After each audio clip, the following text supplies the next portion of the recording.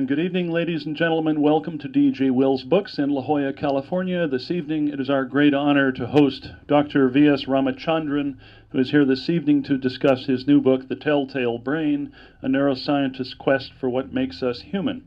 At this point, I'm also honored to turn the proceedings over to Roger Bingham of the Science Network.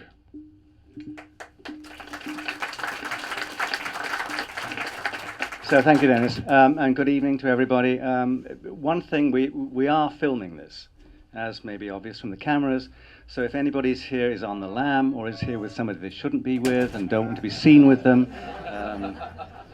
good moment to leave at this point. The Science Network, by the way, if you go and look at www.thesciencenetwork.org, you will see that we have a huge collection of interviews and conversations on there, plus we do meetings like the Beyond Belief meetings that were done at the Salk Institute. Does anybody know what's special about today? Do you know what's special about this particular day? It's her birthday. Well, you share a birthday with Francis Bacon, who in 1561 was born this day, 22nd of January.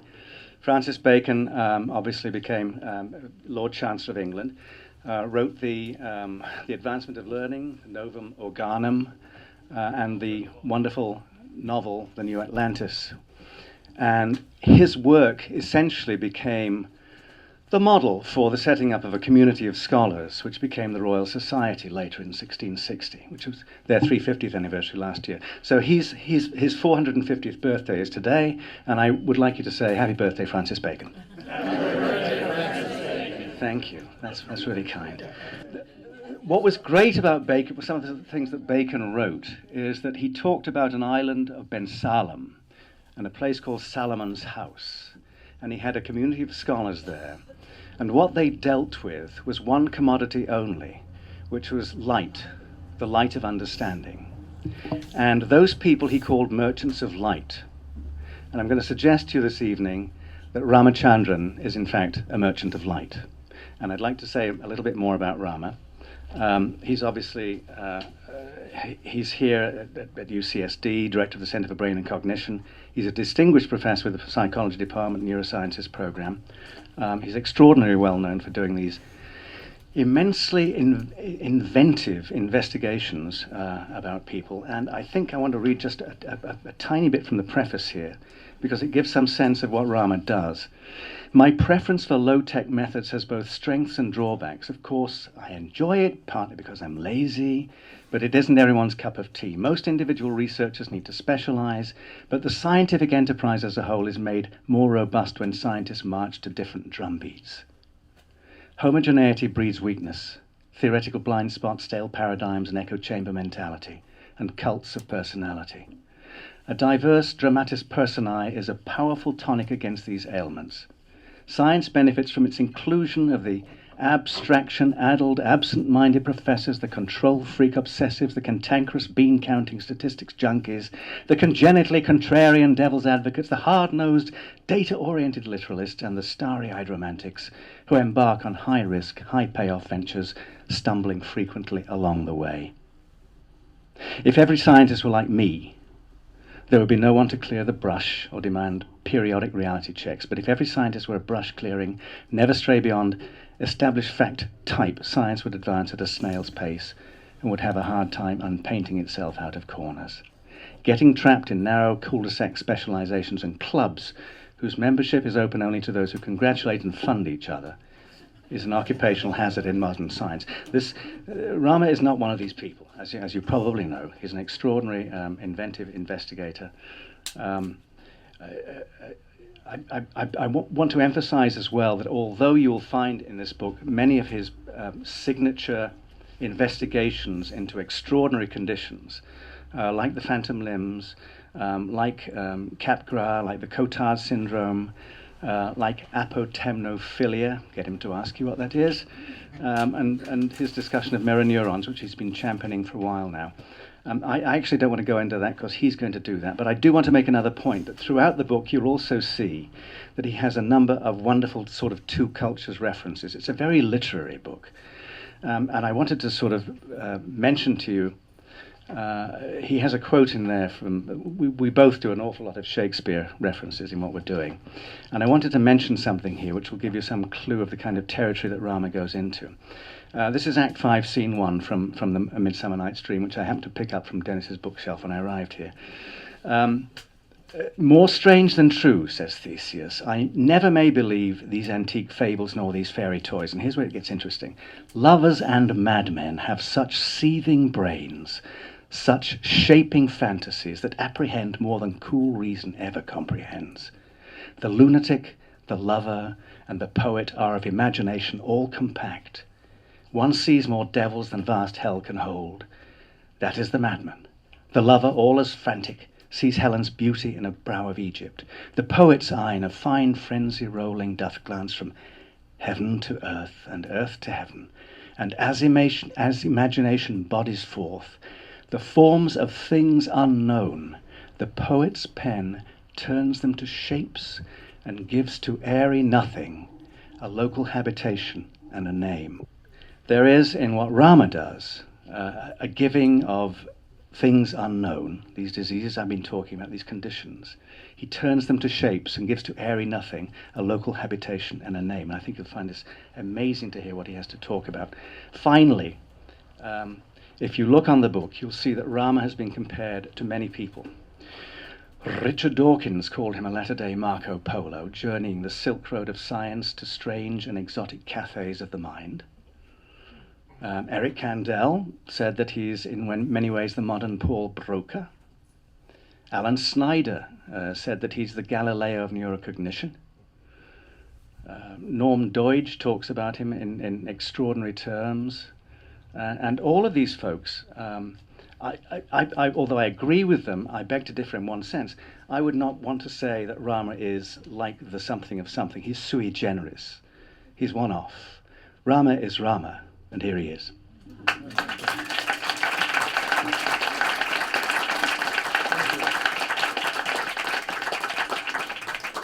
Thank you very much for coming. And let me begin by, first of all, of course, thanking Dennis for inviting me to give this presentation. I always tell Dennis that this is a tremendous place, this bookstore. It's a little oasis of culture and learning amidst this whole cultural desolation that we call San Diego and La Jolla. And I'd like to thank Roger for this wonderful introduction he gave. But I can continue like that, but I'm going to dive in straight because of the time limitations, talk about the book. And the book, as you know, is about the human brain and studying its functions and structure, which is what I do for a living at the UCSD. And just by way of introduction, as you all know, you may have heard that the brain is an organ of staggering complexity. It's made up of 100 billion neurons, which are the structural and functional units of the nervous system. And each neuron or nerve cell can be either on or off, and it makes synapses or points of contact with 1,000 to 10,000 other neurons. And each point of contact or synapse can be either on or off, can be inhibitory, can be excitatory, and somebody has figured out from this that the number of possible brain states, permutations and combinations of brain activity, exceeds the number of elementary particles in the known universe. So given this complexity, how do you even begin to study the functions of the brain?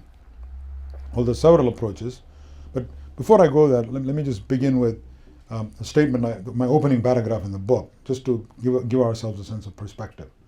Here is a lump of jelly, a 3-pound lump of jelly you can hold in the palm of your hand. And this lump of jelly can contemplate the vastness of infinity, vastness of interstellar space, meaning of infinity, meaning of zero, the meaning of God, and even contemplate itself contemplating, and what we call self-awareness. So how does all this come about from this lump of jelly? And this truly is the greatest of miracles. So there are many approaches to this problem of understanding the brain. One is to do brain imaging, ask the subject to do something, perform some task, and do brain imaging, find out what part of the brain lights up when you perform the task. So when I wiggle my finger, what part of the brain lights up when I wiggle my finger? And that is all over the newspapers, and you've all heard of brain imaging. Second approach is to put electrodes in the brain and record the activity of single neurons or nerve cells. And you can eavesdrop on the activity of nerve cells and ask yourself, what is the function of the nerve cells? For example, if you put an electrode in the back of the brain, in the visual areas. If you make loud clapping sounds or wave your hand up and down, the cell won't do anything. But if you present a bar of light, the cell will fire. And this gives you some confidence in saying that cell is involved in processing visual information primarily, but not sound. And you can do this all over the brain. The approach we are involved in at UCSD is called behavioral neurology or cognitive neuroscience, which is you look at patients, neurological patients who have sustained an injury, usually a small stroke or a tumor or a head injury affecting a very tiny part of the brain. And very often what happens is you get loss of one, highly selective loss of one specific function, with other functions being preserved intact. This gives you some confidence in asserting that this region of the brain is specialized for that function. In other words, when there's damage to a small region of the brain, what you get is not an across-the-board blunting of all your mental capacities, but you get a highly selective loss of one specific function. For example, you may get a patient with bilateral damage to an area called MT. This patient can read a book, can name colors, can walk, can talk, can think, can converse fluently. Everything is normal, but he can no longer see moving objects. He sees the object changing position. He says, it's here, but I don't see it moving. He's terrified of crossing the street because he says he can't see how fast the object is approaching. So this gave rise to the idea that this area MT is specialized just for seeing movement, not just for vision, but even within vision, specialized for just extracting motion signals. Similarly, there's an area called V4 for color. So this is the so-called localizationist approach to brain function, and my book is full of examples of this kind. Overall, what we've done is there are many neurological syndromes of this kind which are bizarre or spooky at first, seem bizarre, and have been ignored by the mainstream neurology establishment because you couldn't make any sense of them. They were regarded as anomalies, what Thomas Kuhn used to call anomalies, something that didn't fit the big picture of science, a big picture of neurology.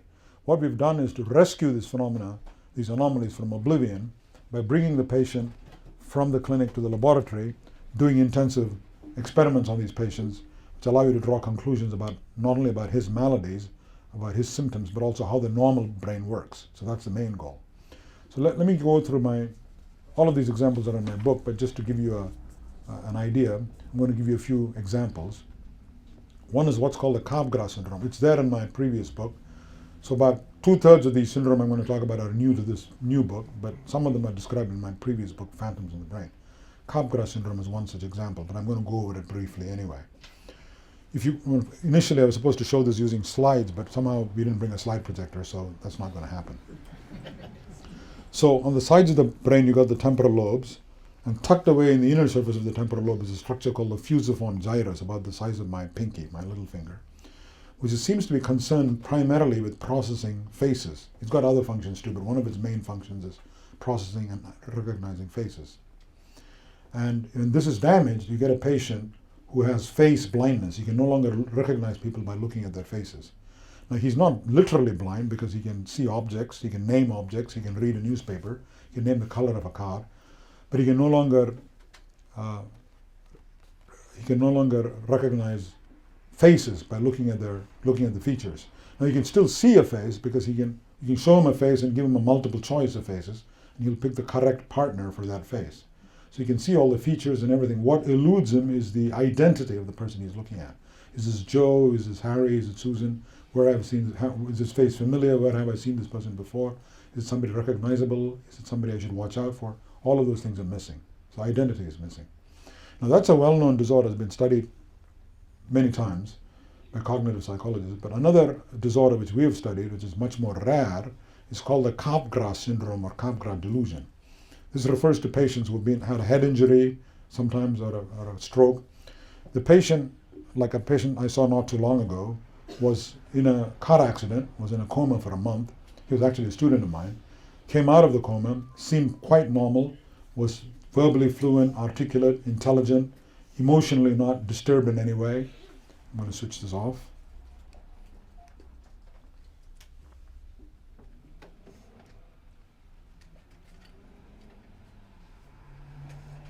Emotionally intact, but he had one profound delusion. He'll look at his mother and say, "Doctor, this woman looks just like my mother, but in fact she's some other strange woman pretending to be my mother. She's an imposter."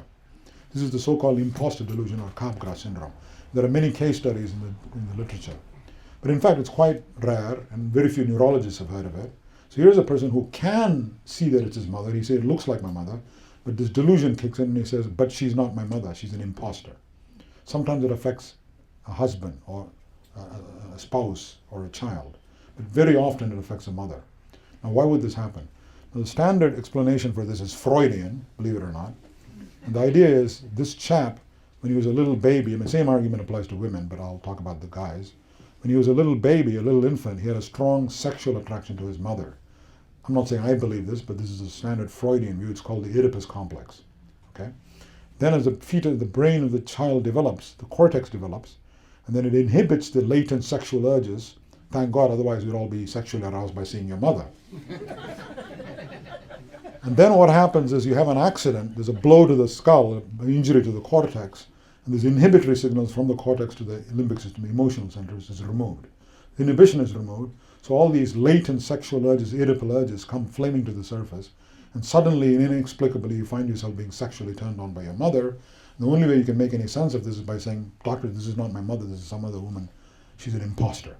It seems very bizarre to you and me, but it's the only explanation that makes sense to her or him, given that disconnection in his brain between his emotion and vision. So his vision is normal, that's why he can read a newspaper and he says it looks like my mother.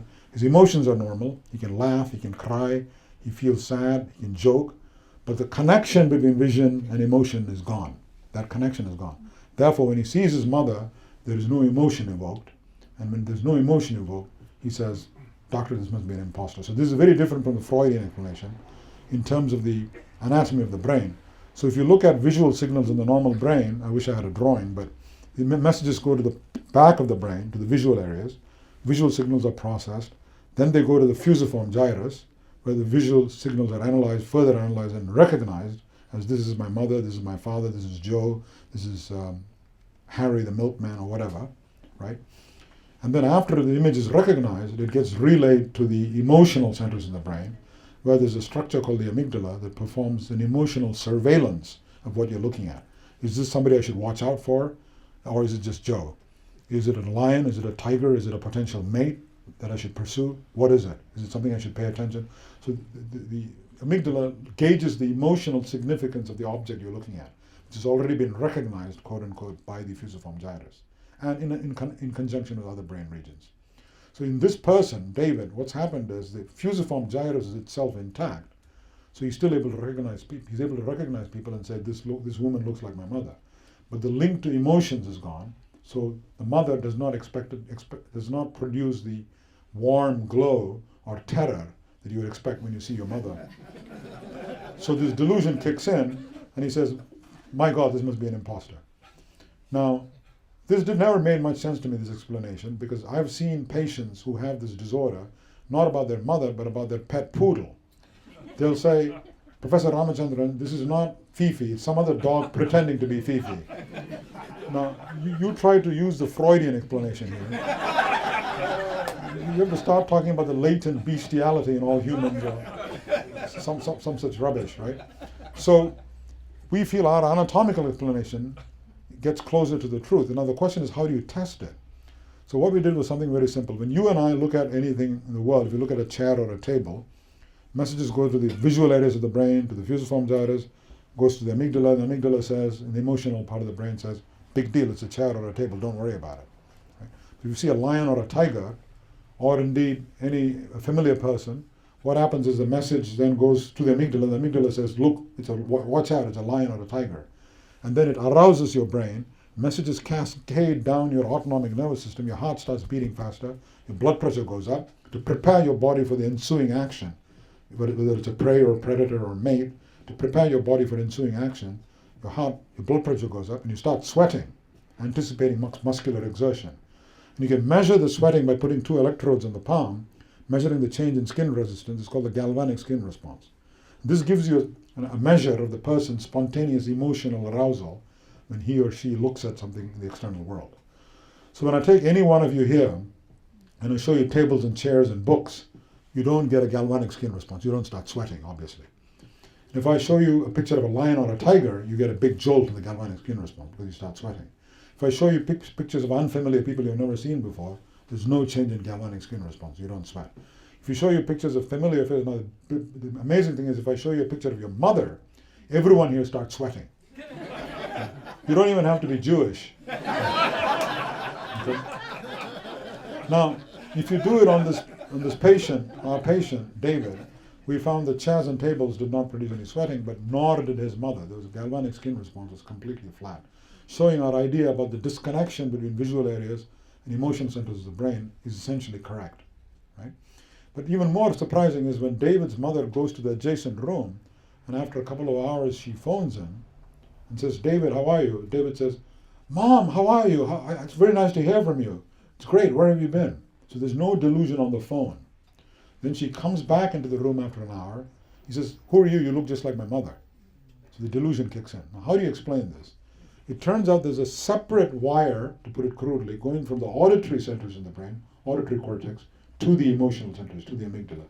That wire has not been cut by the accident in David. So when he gets on the phone, the voice evokes the emotions appropriate to the mother. But when he sees her in person, visual signals don't get to the amygdala, so the delusion kicks in. The reason I'm taking so much time explaining this is a powerful example of what we call behavioral neurology or cognitive neuroscience in action.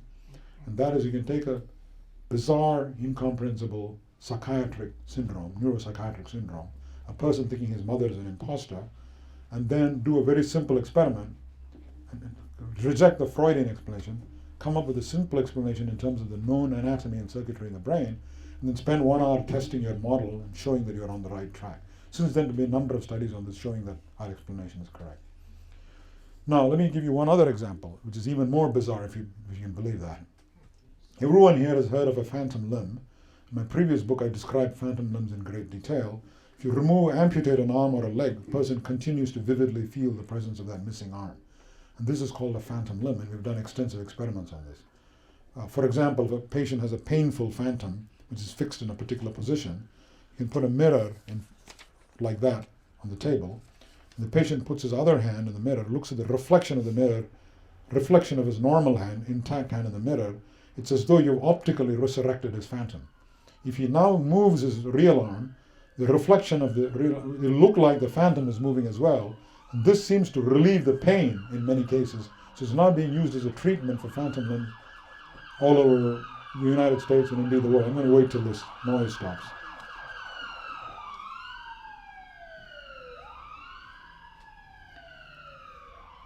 Okay, so that's about phantom limbs, but now I'll tell you about a syndrome that's even more strange, much more rare, although not that rare as it turns out, and it's called apotemnophilia. This is a person developing a desire, it started very early in childhood, an intense desire to have his own arm or leg amputated. Person desires amputation, it's called apotemnophilia. And of course, again, the Freudians got hold of this disorder and had a field day with it, and said, they came up with all kinds of explanations. Now remember, these people, in all cases in the syndromes I'm going to tell you about, the patient is completely normal or relatively normal in most other respects. So he's not psychotic, he's not mentally disturbed, he's articulate, he's intelligent, fluent in conversation, he's attentive, everything is fine. His perception is fine, his memory is fine, but he has one profound delusional fixation. In this case, the patient wants his arm removed, amputated. And from early childhood is when it begins. And sometimes they go on to get it amputated in about half the cases, and after the amputation is done, they feel much better, and any depression they had prior to amputation, they're relieved of depression. In fact, I've yet to see a case who regretted having the amputation done. So this is quite extraordinary if you think about it, loss of a limb, deliberately having an arm amputated. Why would it happen? So the two Freudian theories, one is just a wish fulfillment. In other words, not wish fulfillment, I'm taking that back. One of these ideas is that it's a cry for attention. The patient wants attention, therefore he wants his arm amputated. This is completely idiotic. Why not remove the ear or the nose or something else? I mean, which is much less costly in terms of what you're losing. Why the arm, right? Another theory, Freudian theory, is the guy wants his arm amputated because he wants a big stump that resembles a giant penis. I'm not making this up. You can go and Google and you'll find it. So all of this sounded like rubbish to me. And then I went and looked at the map of the brain, in the brain of the body surface.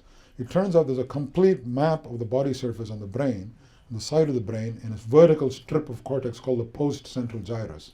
So every point is represented on a point in the brain.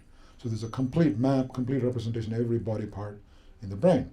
Now that's a sensory map. You call the Penfield map of the skin surface in the brain. Now, slightly behind it, there's a map of the joints and muscle sensation.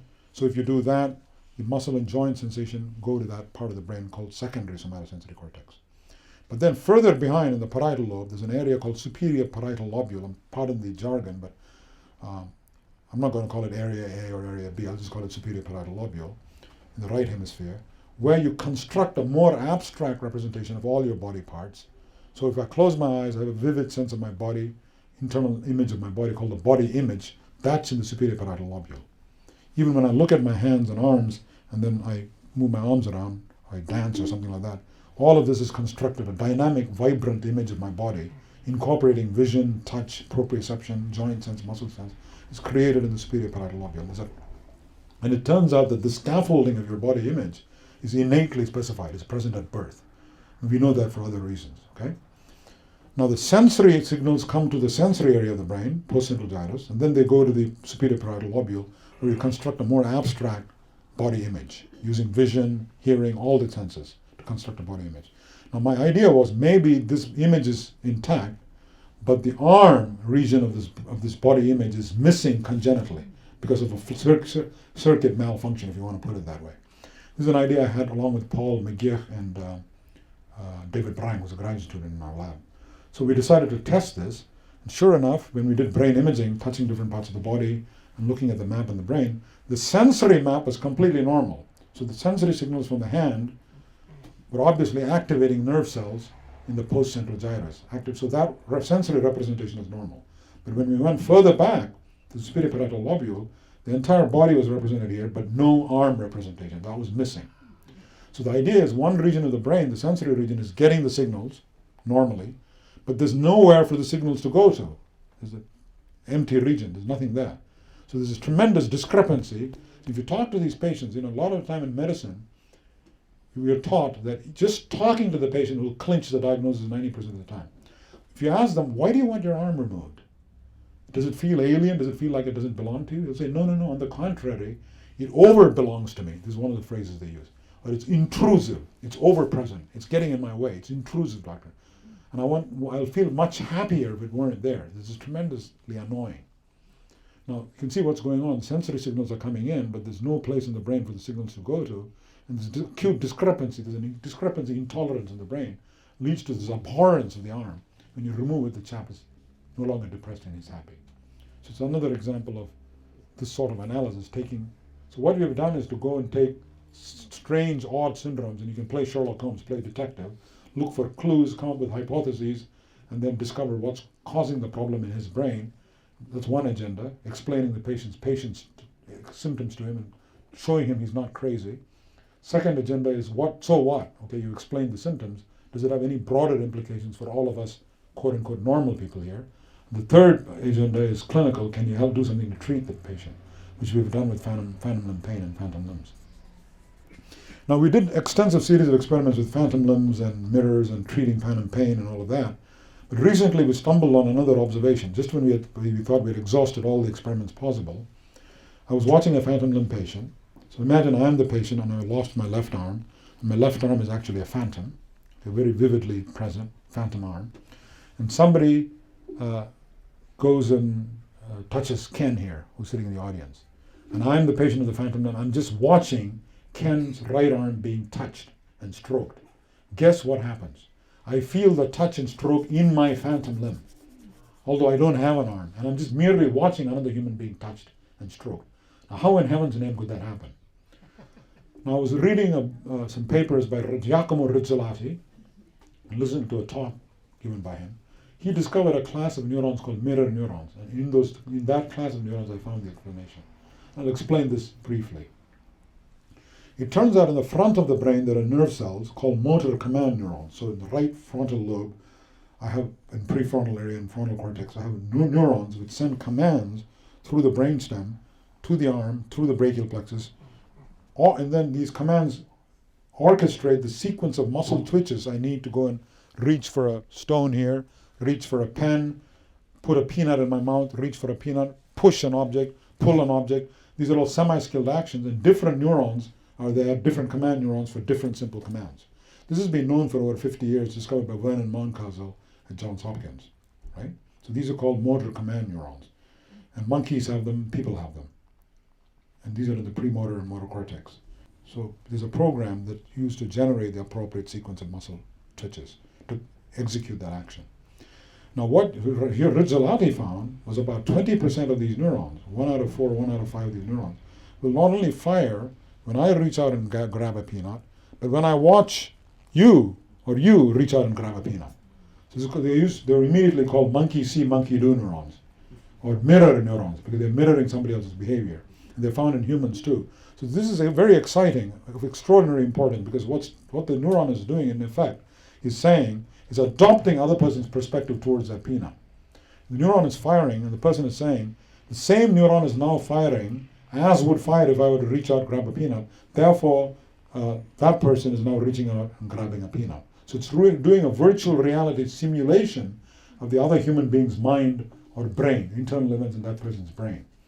So now it turns out that a mirror neurons also for touch. If you touch me, if somebody were to touch me, my left, I already told you, postcentral gyrus cells fire, and areas behind it also start firing. Most of these neurons are called sensory tactile neurons because they respond to touch and they fire. There's a map in the brain of all the surface of the body. But some of these neurons, yes, you guessed it, about 10% of them, will fire when I simply watch art here being touched. So I simply watch you being touched. The sensory neurons in my brain, just think about it. I'm watching you being touched, and the sensory touch neuron, exactly. The touch neurons in my brain are firing like crazy. So this raises an interesting question. If the sensory neuron in my brain fires when you touch art, how come I don't feel it? You touch him, I do it. Okay. I see him being touched, and I have some empathy. If you hit him, just hit him. Okay. I feel some empathy for this, but I don't literally say, ouch, and I don't draw my arm away. Why is that? How does the brain know the difference? The answer is this input from the skin receptors going back to my brain and vetoing the output, partly vetoing the output of the mirror neuron, saying, look, you're not being touched, he's being touched. So empathize by all means, but don't literally start experiencing the touch. Empathize with his pain, but don't say ouch and withdraw. Don't confuse his pain with your pain. So I call these empathy neurons, right? But now here comes an interesting question. If this is true, how do you test it? If what I'm saying is true, then my own intact skin and receptors are going to my brain and inhibiting the output of the mirror neurons, thereby allowing me to empathize with your touch, but not literally dissolve into you or experience your touch sensations. How do you test this theory? Well, the answer is if you amputate my arm, there's no sensory signals coming in. If I watch you being touched, I should feel it in my phantom. That's exactly what we found. Not only that, what Lisa, one of my grad students, Laura, what she found was, you simply inject anesthetic into the arm, temporarily paralyzing the arm into the brachial plexus, temporarily anesthetizing the arm becomes numb, and I watch you being touched. I feel it in my anesthetized arm. So the only thing that's separating your mind, your sensorium from my mind, is the skin, and there's airwaves between us. Otherwise our brains are all hooked up together, like the global worldwide net or Facebook. This is already invented by evolution several 100,000 years ago. And so hence the importance of mirror neurons. I also argue in the book that the mirror neurons are important for, as I said, for adopting your point of view on a problem or on some task you're engaged in. Now, why is that important? It's important for imitation. You say imitation, well, who cares about imitation? I mean, that's mockery. It's actually insulting. But not at all. Actually, imitation is the dawn of culture. Because if I watch you doing a skill, I learn at once how to do it. And to do that, I need to put myself in your shoes and look at the world from your point of view and see you as an intelligent, I don't know about intelligent in your case, but see you as an intentional, purposeful being conducting a certain task in order to imitate. Now you say, well, why is that important for culture? Well, think about a polar bear evolving a fur coat. It'll take several 100,000 years of painful, laborious natural selection to evolve a fur coat. A human child, an early hominin child, like early Homo sapiens or Homo erectus, watching his mother hunt and skin a polar bear, can learn it in one trial, in one generation. Or the peers, other neighboring polar bears, neighboring children, can learn to skin a polar bear in one generation. So what took hundreds of thousands of years can be done in one generation by imitation. Hence the importance of imitation. So hence you see the dawn of culture and the dawn of civilization, all because of this group of neurons called mirror neurons. Now remember, even monkeys, lower primates have mirror neurons. It's not, obviously it's not enough for imitation. You need it to develop a certain level of sophistication, which happened in humans, and develop connections with other brain regions. Once that happened, imitation learning could take off in human evolution, thereby leading to a lot of what we call civilization. That's about mirror neurons. Last thing I want to tell you about is another odd condition, which is even more common, I should say, which is common. It's called synesthesia. And many of you may have heard of this. It was first described by Francis Galton in the 19th century. He was a first cousin of Charles Darwin. He noticed that some people in the population were otherwise completely normal. Galton thought this was very rare, one in 1,000 or something like that, but we have shown 1 in 50 people have synesthesia, this condition called synesthesia. That is, these people have the following quirk. Every time they see a particular number, they see a particular color. So 5 is red, 6 is blue, 7 is yellow, 8 is indigo, 9 is chartreuse, so on and so forth. Or every time they hear a tone, it's a particular color. F sharp is blue, C sharp is green, and so on and so forth. Now Galton published this in Nature. He also pointed out it runs in families and may have a genetic basis. Now since then it's also been shown, dozens of times, hundreds of synesthetes have been described. It's been shown that not only is it heritable, and may have a genetic basis like Galton said, it's also 7 or 8 times more common in artists, poets, and novelists. Now why would that be? Now first of all, what causes synesthesia? Most people thought this was just, the people were just crazy. This is a common reaction in science. When something doesn't make any sense, it's regarded as an anomaly and brushed under the carpet. It's something that a lot of my colleagues are very prone to doing. So this is a form of denial. And a lot of the time these are of course false alarms, anomalies. But every now and then an anomaly is an authentic anomaly that can lead to a gold mine. And I believe that synesthesia is one such example. So one of the theories that's been around is these people are just crazy, but let's set that aside, even if it's true. Another theory is they are acid junkies and potheads. And sure enough, this is much more common in Berkeley than at UCSD. So there might be some truth to that idea. But the third view is that these people are being metaphorical when they say F sharp is green or blue. Just like you and I say cheese is sharp. Cheese is soft, it's not sharp. So why do you call it sharp? Then you say, well, it's a metaphor.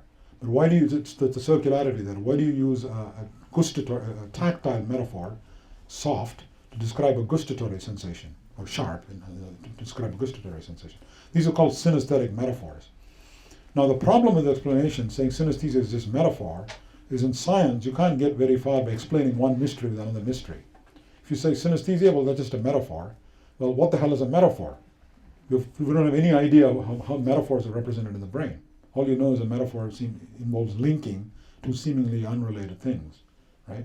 So what I'm going to do in the next 5-10 minutes is to say the opposite, is to say that synesthesia is an abnormality of sorts, or you can call it a gift, that's seen in some people, and it's not, but you can study it and establish its neural sensory basis in the brain, and that in turn gives you an experimental handle, pardon the metaphor, experimental handle to understand elusive aspects of the brain, such as metaphor. So you're going to go from this odd phenomenon, synesthesia, all the way to metaphor in Shakespeare. How do you do that? Well, the first thing we wanted to show was it's a genuine phenomenon. We did a number of experiments to show these people are not crazy. They literally see red when they see 5, see green when they see 3, see blue when they see 2, and so on and so forth. There's different colors for different people. Okay. Ed Hubbard and I were looking at brain atlases, and we were struck by the fact that in all of us here, not just in synesthetes, the color area in the brain, which is processed in the fusiform gyrus, just like faces, the color area in the brain, where colors are processed, is right next to the number area in the brain, where the visual appearance of numbers is processed. They're almost touching each other. So we said, what's the likelihood that the most common form of synesthesia is number-color synesthesia? And these two areas are sitting right next to each other in the brain. Maybe in some people there is some accidental cross-wiring. And because of this accidental cross-wiring, every time he sees a number, not only is a number neuron excited, but there's a co-activation, there's a cross-activation of a color neuron. So every time he sees 5, he sees red. Now, we tested this by doing brain imaging. We show normal people just black and white numbers. Number area lights up in fusiform gyrus. you show colored numbers, number area and color area lights up. If you show synesthete, black and white numbers, number area and color area light up, showing that our explanation is correct. Since then, there have been other studies confirming this. Now, the big question is, why does it happen? Why do some people have synesthesia? Why do the areas get cross-wired in these people? The answer comes from realizing that in the fetal brain, in early infancy, all the brain regions are connected to each other. This is overstatement, but it's roughly correct that there's a gross excess of connections and redundancy of connections across connecting even far-flung regions of the brain. And then there are pruning genes that prune away the excess connections to create the modularity that characterizes the adult brain. Specialized regions characterize the adult brain. So in other words, in the fetus, the color area and number area were in fact possibly connected to each other. Similarly, hearing and color. And then the pruning genes come along and whittle away or prune away the excess connections. If there's a mutation in this pruning gene, this pruning fails to occur between adjacent brain regions, and you get an excess connections between the number area and color area, you get number, color, synesthesia. So long as that gene is expressed selectively because of transcription factors only in the fusiform gyrus. Supposing the same gene is expressed throughout the brain, you get excess connections throughout the brain. Now that gives you the very important clue. Remember I said early in the talk that synesthesia is 8 times more common among poets, artists, and novelists. Why would that be? Well, what do poets, artists, and novelists have in common? They're very good at metaphor, linking seemingly unrelated things. Like it is the east and Juliet is the sun, as Shakespeare said. So when you say Shakespeare is the sun, you don't say, well, she's a glowing ball of fire. Actually, schizophrenics say that. No, I'm serious. They take metaphors literally.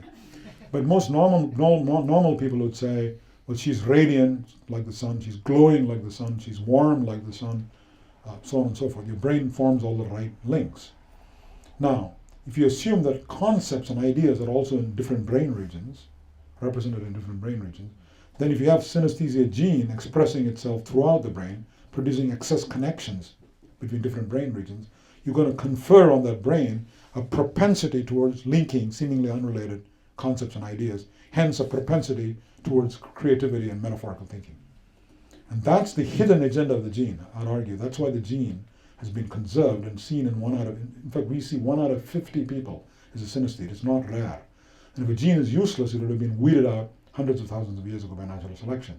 So what it does is, in some outliers in the population, is expressed more diffusely, and it makes them more metaphorical and creative. Some people, it's expressed selectively in the fusiform, and you see number, color synesthesia, which is useless but is not harmful. But it's a penalty you pay for the fact that there are some outliers who have this gene being expressed diffusely, making people more creative and metaphorical. Well, when I give these talks, people often ask me, in fact the other day, up in LA, somebody asked me, well, if this gene is that good, how come we all don't have it? Right? It makes people creative. Well, that's a silly question because in evolution things take time. Maybe another 200,000 years from now, everybody will have the synesthesia gene. That's one answer. But another possible answer is you don't want everybody to be metaphorical and creative. You need engineers. Also, if a neurosurgeon is performing surgery on your brain, you don't want him getting metaphorical or creative on you. So this smacks of group selection, you have to be careful. But you do need a heterogeneity in the gene pool, a diversity of spectrum of human abilities, and that's what this gene seems to be doing. So I think I'm going to conclude by saying the book is full of examples of this kind where you begin with an anomaly or curious observation like synesthesia. Here's an example of people seeing colored numbers. Who would have thought you can start with this? And people are now starting to clone the gene. You can go from the gene, synesthesia gene, to the phenomenology, people seeing colored numbers, and then exploring the psychology and psychophysics of this, showing it's a real phenomenon. These people are not making it up.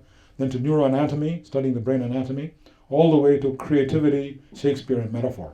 All starting with this quirky observation on these people with synesthesia. And that's what we've done with each of these syndromes. And we also touch on the question of human uniqueness and parts of the human anatomy, human brain anatomy, which make us different from the great apes. And our brains have specialized regions which make us different from the great apes. So let me conclude by saying saying thank you.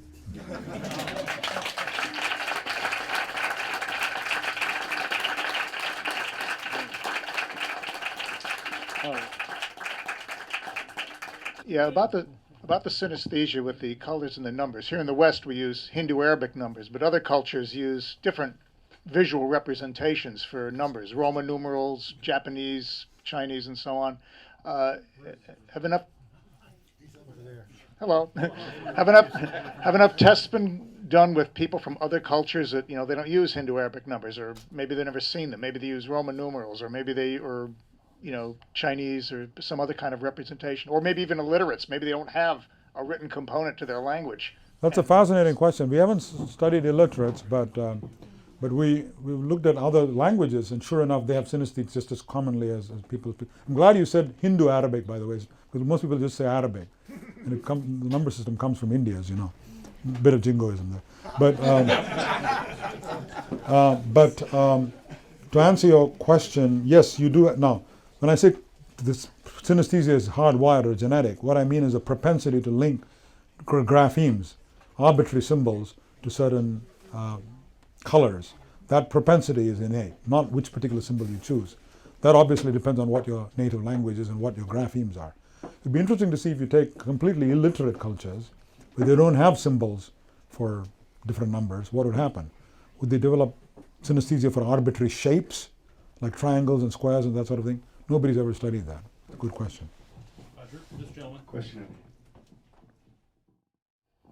Have there been any studies with synesthesia where normal people are placed under hypnosis and are conditioned to see color and number together, and then both centers in the brain light up? I see. That particular experiment hasn't been done, but people have tried overtraining normal people to see if you can get them to become synesthetes. That's not worked either. But they've taken synesthetes and trained them on completely new, novel shapes and colors. And my student Dave Brang has done that. And they become synesthetic for those new symbols and colors. But in terms of things like, people have asked me, what about meditation, what about hypnosis? It's not been tried on any systematic basis. There may be a study out there, but not that I'm aware of. Roger.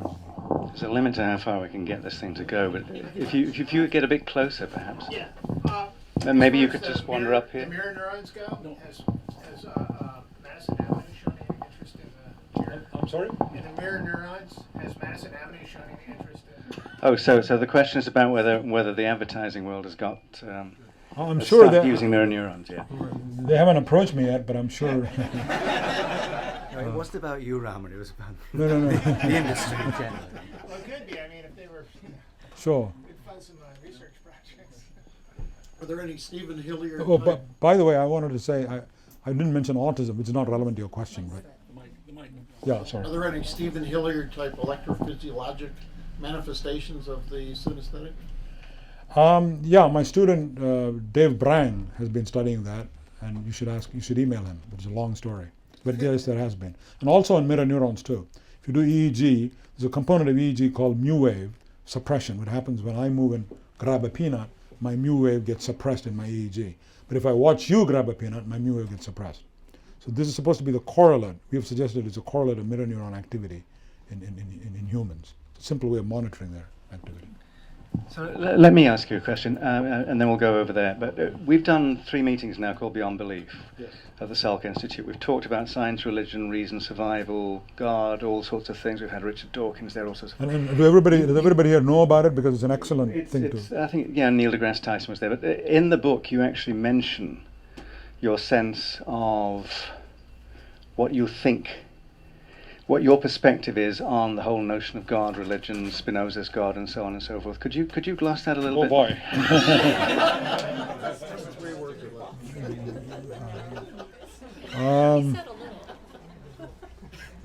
That's a question for Art. Oh, You can do that. Well, there's 2 separate questions. One is in terms of belief in God, and religious sentiments and religious feelings obviously arise in the human brain.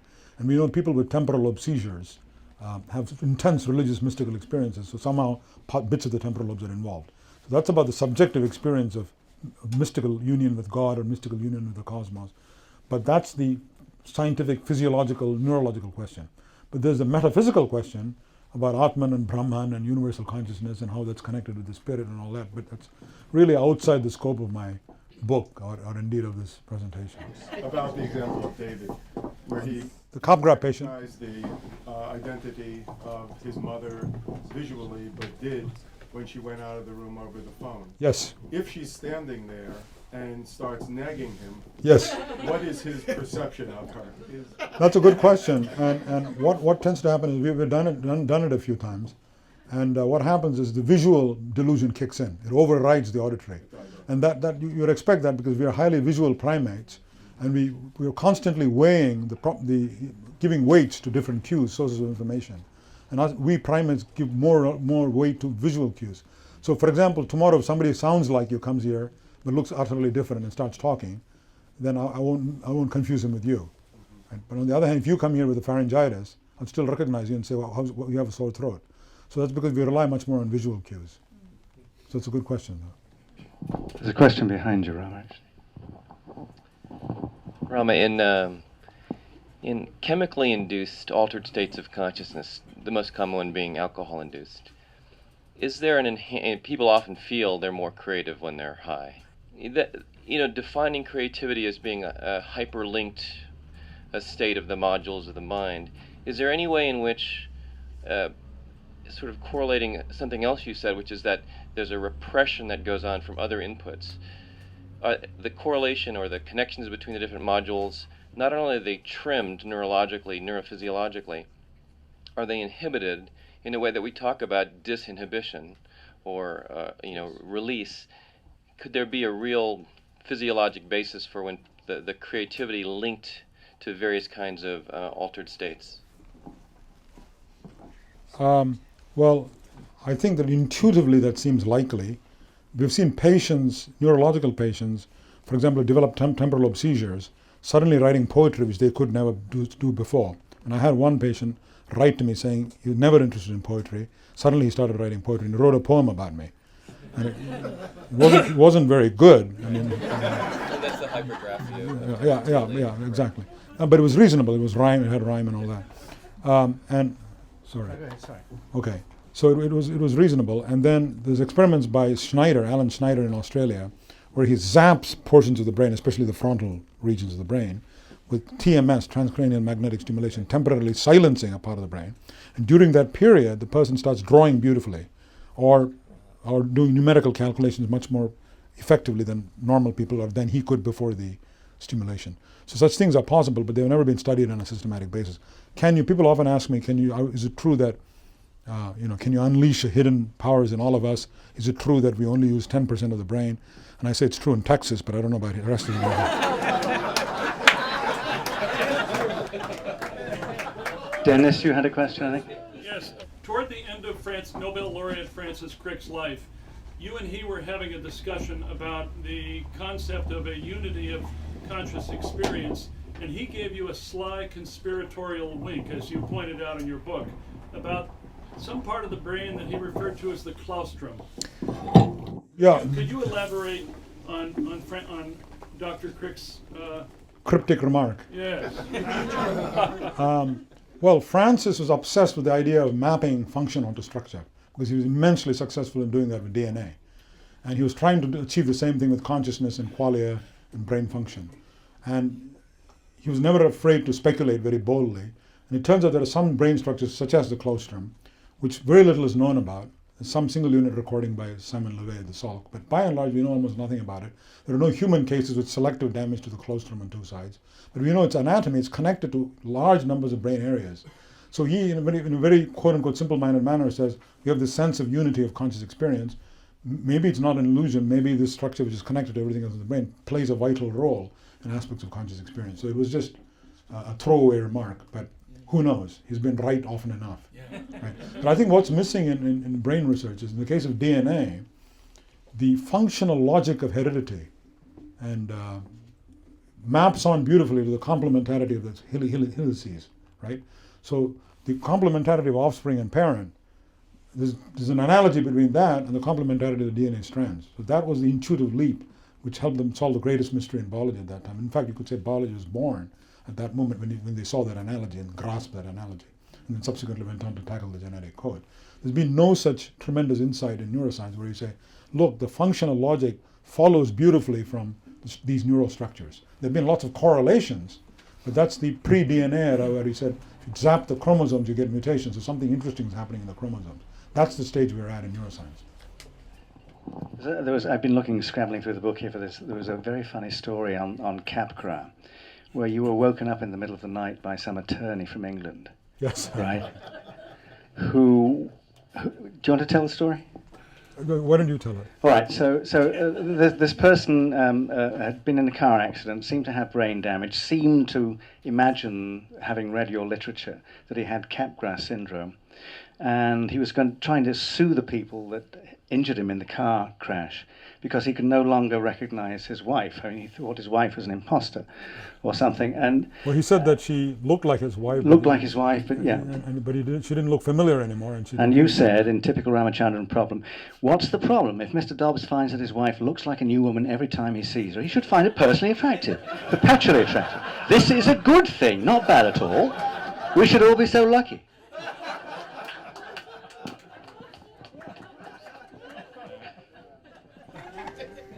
My wife's sitting right here. So. Showing great restraint. Okay, so there's one over here. All right. Dr.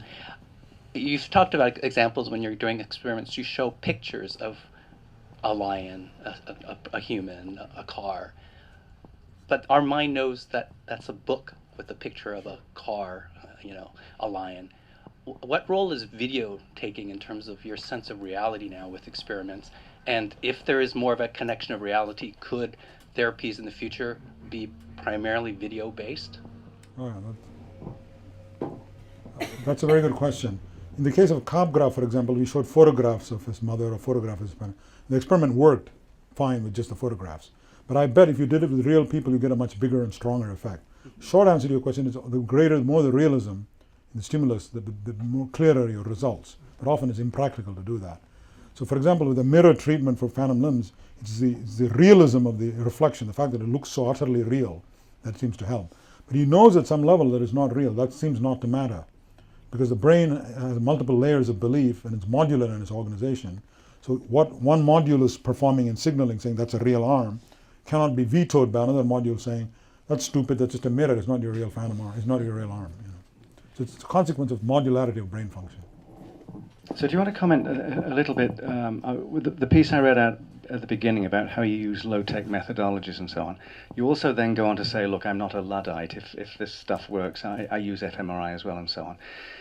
But there's a cautionary note in there, isn't there, about how much information you can really get from fMRI, and there's been lots of papers written about recently about the sort of the voodoo aspect of it. So. Well, I think using high-tech stuff, actually using very low-tech things, actually forces you to be more ingenious in using it. This is true even in medicine.